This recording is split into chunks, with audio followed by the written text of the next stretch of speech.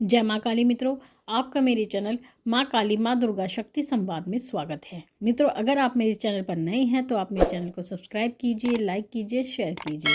साथ ही notification bell को भी प्रेस कीजिए जिससे मेरी आने वाली वीडियोस का नोटिफिकेशन आपको तुरंत मिल जाए। मित्रों, आज का जो विषय बहुत ही महत्वपूर्ण है और सब्सक्राइबर ने काफ़ी बार मुझसे प्रश्न किया है, तो वही प्रश्न का उत्तर मैं आपको देने के लिए वीडियो बना रही हूँ।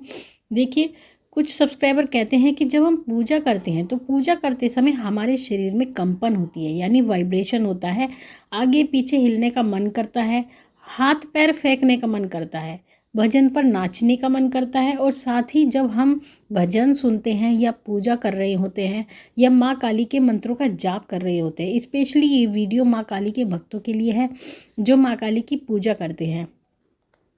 और पूजा करते समय या माँ काली के किसी भी मंत्र का, जैसे कि निर्वाण मंत्र का जाप करते हैं या फिर आप कोई भी काली मंत्र का जाप करते हैं, तो जाप करते समय आपके मुंह से आपकी जीवा यानी जीभ बाहर आ जाती है। तो ऐसा क्यों होता है, किस कारण से होता है? कुछ लोग ऐसी परिस्थिति देखकर डर जाते हैं और अपने प्रश्न का उत्तर पाने के लिए इधर उधर भटकने लगते हैं, लेकिन आपको इसमें घबराने की कोई आवश्यकता नहीं है। अगर आपके साथ ये परिस्थिति होती है तो ये आपकी पूजा के कारण ही होता है।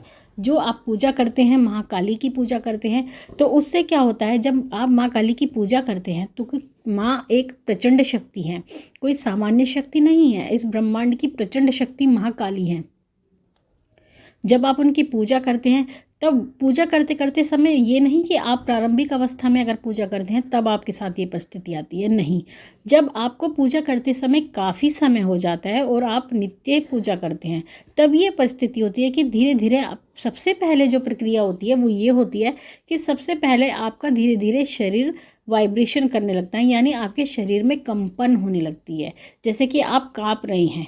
और ये अपने आप आता है, स्वतः आता है। तो ये इसलिए होता है क्योंकि जब आप पूजा करते हैं तो माँ काली की ऊर्जा, यानी जो माँ काली की योगनियाँ होती हैं, जहाँ पर माँ काली की पूजा की जाती है वहाँ पर उनकी योगनियाँ फेरा मारने लगती हैं, यानी चक्कर लगाने के लिए आती हैं। और जब वो योगनियाँ चक्कर आपके आसपास लगाती हैं, जब उनकी ऊर्जाएं आपके आसपास घूमती हैं, तो आपके शरीर में कंपन होने लगती है, जो कि एक संकेत होता है कि आपके आसपास कोई ऊर्जा है। और ऐसी ही परिस्थिति में आप जब जैसे जैसे आप अपनी पूजा के स्तर पर बढ़ते जाते हैं, यानी अपनी पूजा को बढ़ाते जाते हैं, नित्य प्रति पूजा करते करते जाते हैं, तब उसके बाद में जो अगली परिस्थिति आती है वो ये होती है कि आपका शरीर आगे पीछे हिलने लगता है। आगे पीछे क्यों हिलता है आपका शरीर? इसका कारण यह होता है कि जो ऊर्जा जब आपके आसपास जो मंडरा रही थी, अब वो आपके शरीर में प्रवेश करने लगी है, यानी आपके मूलाधार चक्र पर वो ऊर्जा विराजमान होने लगी है। क्योंकि जो कोई भी ऊर्जा आपके शरीर में प्रवेश करती है वो मूलाधार चक्र पर ही विराजमान होती है। तो जब वो विराजमान होती है, यानी विराजमान होने की जो समय होता है, उस बीच का जो पीरियड होता है शरीर में प्रवेश करने से लेके विराजमान होने के बाद स्थिर होने का, यानी ऊर्जा जब स्थिर होती है तो वो जो टाइम पीरियड होता है, जो समय होता है उस बीच का, उसी समय में आपके शरीर में हरकतें शुरू हो जाती हैं, यानी शरीर आपका आगे पीछे हिलने लगता है।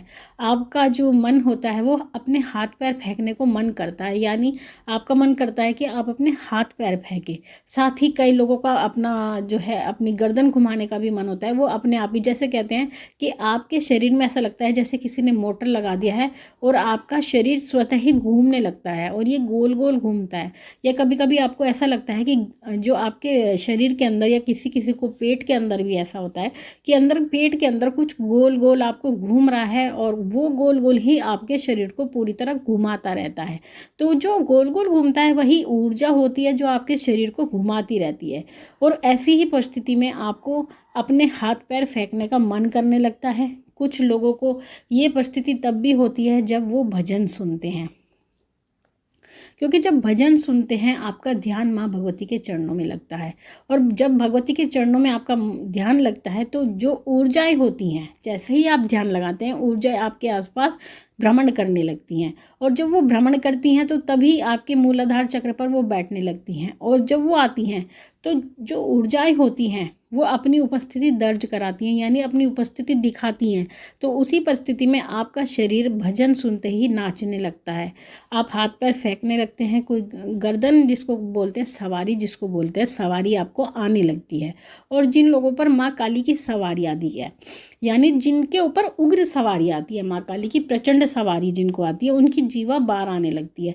यानी बहुत अत्यधिक ऊर्जा के कारण, सामान्य जो अगर ऊर्जा थोड़ी होगी तब आपकी जीभ बाहर नहीं आएगी, लेकिन जो ऊर्जा प्रचंड रूप से आती है तब आपकी जीभ बाहर आने लगती है आपके मुंह से। तो ये माँ काली की सवारी आने के लक्षण होते हैं।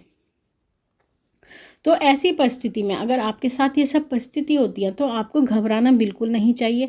इसमें घबराने की कोई बात नहीं होती। बहुत सारे बच्चे मुझे व्हाट्सएप पर मैसेज भी करते हैं, कहते हैं कि हम घबरा जाते हैं, हमारे साथ ऐसा हो रहा है, अब हमें क्या करना चाहिए, अब हमें क्या करना चाहिए, हम परेशान हैं, हमें रातों को नींद नहीं आती, यही सब सोच सोच के।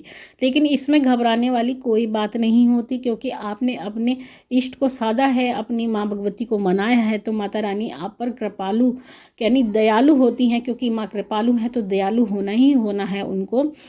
तो वो आपके ऊपर दया करती हैं, तभी उनकी ऊर्जाएं आपके आसपास आती हैं। तो ये माँ भगवती की जो सब प्रक्रिया आपके शरीर में होती है उनकी ऊर्जा के कारण ही होती है। तब आपको क्या करना है, आपको जो आप पूजा चला रहे हैं आपको वही पूजा चलाते रहनी है। और माँ भगवती इसी प्रकार से खुलकर आपके शरीर पर एक ना एक दिन आ ही जाएंगी, और माँ भगवती आपके जो भी संकट है उनका निवारण जरूर करेंगी। लेकिन फिर मैं यही कहती हूँ कि आपको जगह जगह भटकने की कोई आवश्यकता नहीं है। आप बिल्कुल भी इधर उधर ना भटके, केवल माँ भगवती के चरणों में ही अपना ध्यान लगाए रखें।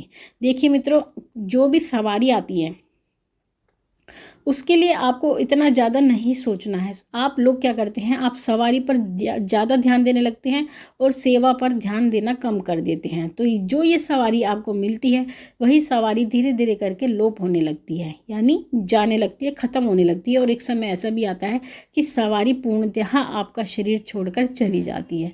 तो इसलिए आपको केवल केंद्रित माँ भगवती की सेवा पर करना है अपने मन को, ना कि सवारी पर। सवारी तो माँ भगवती का प्रसाद है जो आपको मिल चुका है, लेकिन उस प्रसाद को मिलने के बाद भी आपको माँ भगवती की यथावत सेवा करते रहना चाहिए, जिससे माँ का जो आशीर्वाद है वो आपको पूर्ण तरीके से मिलता रहे।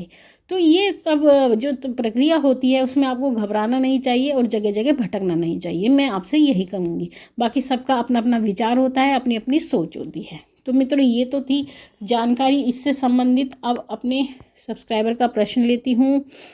प्रश्न है दीप्ति विश्वास जी का। इन्होंने कहा है, आप कैसे हो? मैं अच्छी हूँ बच्चे। गुरु माँ, क्या हम पीतल के सिंहासन पर माता काली की पूजा कर सकते हैं? Please answer me. देखिए, माँ काली को आप पीतल के सिंहासन पर बिठा सकते हैं, अगर आपके पास है तो माँ काली की पूजा आप कर सकते हैं। इसमें कोई परेशानी वाली बात नहीं है, क्योंकि जो पीतल और सोना और चांदी शुद्ध धातु होती है, तांबा भी शुद्ध धातु होती है, तो पीतल के आसन पर आप माँ काली की पूजा कर सकते हैं। अगला प्रश्न है केपी किचन जी का। इन्होंने कहा है, माँ काली को अनार का भोग कैसे देना है, रस या काट कर? देखिए केपी किचन जी, हम आपको ये बता देते हैं कि जो आपको अनार का भोग माँ भगवती महाकाली को देना है वो आपको पूरा अनार माँ भगवती के चरणों में अर्पित करना है। आप रस का भोग लगा सकते हैं, वो आपकी इच्छा पर निर्भर करता है, लेकिन जो भोग लगाया जाता है वो माँ को पूरा अनार ही दिया जाता है, यानी आप उसको खंडित करके ना दें।